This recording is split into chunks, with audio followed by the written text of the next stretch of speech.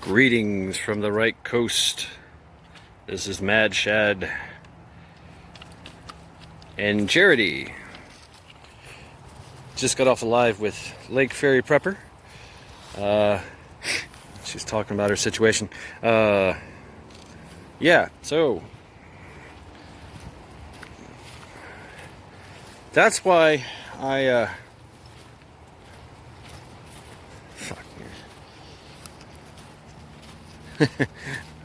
how do I say this? I was that kid that, like one of her kids, I was that kid in a abusive family. The mom, you know, she's doing what she can to hold it all together with 3 kids and a crazy stepdad who was abusive and manipulative, and you know, he used to, you know, we wouldn't know why, but my mom would have a black eye for some strange reason. Or she would just be in bed for 3 days. You know, we don't know why, you know. Now we do, of course. He would beat her. As he had beat other women in the past. And of course, you know, his anger was also directed at us, and, you know, in the mental, you know, all that. What do you say I was? He was an Air Force guy, old Air Force guy. He's dead now, so I can talk shit about him. But I used to say I was an embarrassment and a liability, and that kind of always stuck with me. Added to my rebellious nature. So, but you know, hey, one fine day, he was sitting at the table, drinking his coffee with his massive forearms. This guy was huge, massive, and he would put his elbows on the table and drink his little coffee and smoke his cigarettes in the house, and you know, he would drink as well. And he said something to my mom, or my mom said something, and he just hauled off and backhanded her, knocked her off the chair. And I remember watching this as a kid. I think I was maybe 13, maybe 13. Yeah, I think I was 13. And she hit the floor, chair and all. Boom. She got up, she dusted herself off, and she went into the kitchen and grabbed a frying pan and busted him upside the back of the head. And told him, "Get out now, I've had enough." And she chased him out with a frying pan, which he took from her. And she grabbed a broom, which my mom is a freaking samurai with a broom. I know, she used to chase us around the house with a broom. You know, and she chased him out the house, throwing coffee cups and anything she could get her hands on. She had had enough, and she kicked him the hell out. It was amazing to watch. It was an empowering moment to watch as a kid. Me being the youngest, and it was something else, you know. She was okay with him trying to hit her, you know, trying to manipulate her and all that, because she had always been taught that the man is the head of the household, and the man has the say, and you know, my mom was old school, and that's what she had to do, is that she had to, you know, obey the wishes of the man, all that crap, all that biblical stuff, even though he was a piece of crap. And she had the audacity one day to find out that he was cheating on her, and she said something, and he said, "So, who cares? You know, whatever." I mean, whatever he said. But basically he said, "Yeah, I'm cheating on you. So what?" And I think that was the last straw for my mom. And when he backhanded her, knocked her on the floor, she just calmly got back up and knocked the hell out of him. That was it. That was it. That was amazing. It was empowering. It was inspiring. And my mom, I mean, just truly amazing woman. Nope, come on, this way. But, no, this way. Come on. A bunch of cars coming through here. But yeah, it's the charity show as I talk shit. That is always stuck with me, you know. That talk about a life lesson, you know, and that's what happened. And it instilled in me this intolerance for violence against women, for manipulation against, you know, women being manipulated and beaten, and, you know, because I seen it firsthand, grew up with it. We all knew it was wrong. As a kid, it you know, talk about a stress, you know. Oh, incoming ducks. Uh-oh. Okay, we're clear. You don't want to get hit by a duck. We've been hit by ducks before. They would just come out of nowhere and just fly right into you. Bonk. Anyway, it instilled me that sheepdog mentality. Really did. That's where my sheepdog comes from. You know. And I want every woman out there to have that. I've had enough kind of bullshit. That kind of that mentality of, no, you're not going to do this to me. You have no right. A man, a woman, anyone has no right to overpower and manipulate someone for their ego or whatever. You know, I'm the man, you're the woman, that kind of thing. You know, especially in my case, Lake Faery's case. You know, it's just. So yeah, I mean, that's why I throw out the videos. You know, this is for the ladies. Teach you how to fight. We're all humans. We're all animals. We all know how to fight. We all know how to swim. It's one of those things. What are you doing, Charity? She is on a mission. But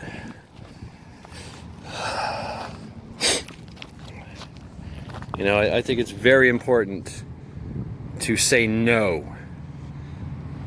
You know, remember that I will not comply. Say that. Say that to yourself. Say that to the abusive person in your life. I will not comply. Because that's what people do. They have this need to manipulate and control people because it makes them feel better. They have some kind of empty something dark and evil inside them that feeds off of other people's misery and fear and intimidation. That's you know, I know that all too well. All my life, that's been directed towards me. So, you know, you either build up a resilience and an anger towards it, or you comply. And we all know what happens when you comply with evil people. It never ends well. So,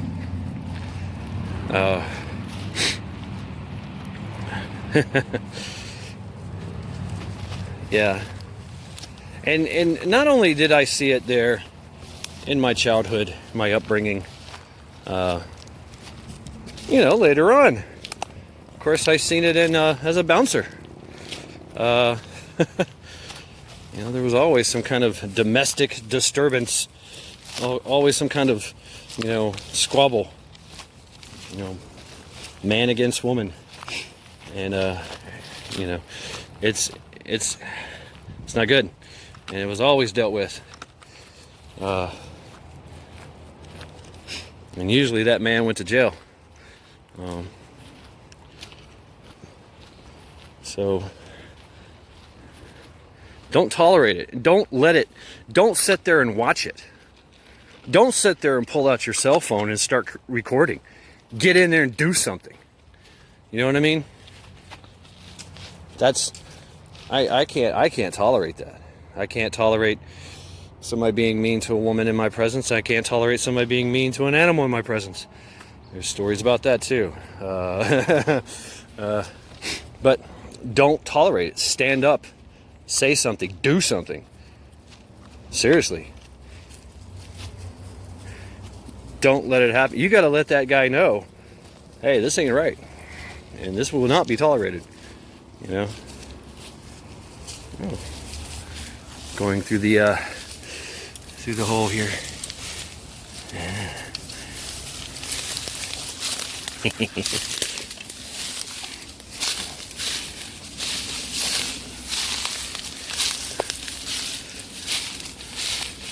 Over, under, around, and through. Yeah. So that's my message. It's my afterthought, you know, of Lake Faery Prepper's powerful message. Powerful message, you know, for sharing. That takes a lot of courage, you know, a lot of courage. You know, women need that empowerment, and they need that encouragement, you know, and that hope that they are doing the right thing. You know, that it's okay to fight back. It definitely is okay to fight back.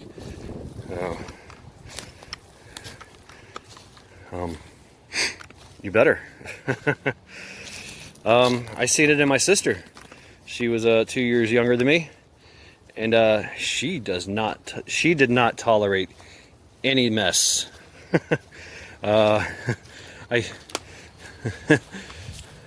I have the scars on my body to prove it. So it you know, but also that's me being a big brother and teasing my sister, you know, and then of course she had a little brother. So I mean, I was the teaser. I would pop her bra straps, and you know, she had glasses, and I would lick my fingers and, you know, run them across her glasses. And I mean, just anything to just, you know, antagonize and tease my sister, you know, just all kinds. I mean, I'm not going to say the meanest that I've did. It was pretty heinous. Mayonnaise in the bra. I mean, just all kinds of stupid shit, you know, little pranks. But I mean, she did. Oh, man, she would not tolerate it, and you know, she would not. I have this, like I said, I have the scars to prove it. And she grew up that way, and later on, she got married. And I have a good story about that too. She got married to a ex-con. Now the ex-con, you know, at first he was cool, you know, whatever. And I had met him, of course, and did the thing, you know, the big brother thing, like, oh, okay, you're marrying my sister. Well, don't mess around, don't fuck around, da da da da da, you know, doing the big brother. And he was like, I'm the man in this relationship. It's like, okay, good luck with that. So they came to live with me, to stay with me in the beach. It's years ago. My sister passed away, by the way, of breast cancer. But before she did, her and her husband had moved from Tennessee and stayed with me at the beach. And you know, it was a 1-bedroom studio. So I slept on the couch, and I gave them the bed, and you know. So I was like, okay, you know, whatever. And so in the middle of the night, You know, I guess they thought I was asleep. And I hear her husband going, "Come on, baby, come on." And she's like, "No, no, leave me alone. No, let's not. No." She's like, and he just kept agging on, and I guess he got a little forceful, and I heard whack. And as a big brother, I got up, red blood in my eyes, blood boiling. I thought that he had hit her, you know. And as I got up and I was about to enter their room, which there was no door. It was like a folding, you know, little closet door, as you know, whatever. So I got up and I was at the door, and then I see there was a hallway that went to the bathroom. I see the bathroom open, light come on, and he's standing in front of the mirror, holding his eye.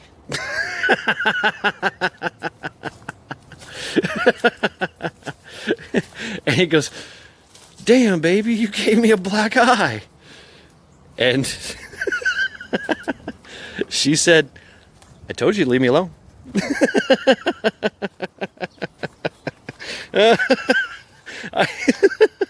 I was like, "Oh, okay, I'm gonna stay out of this one.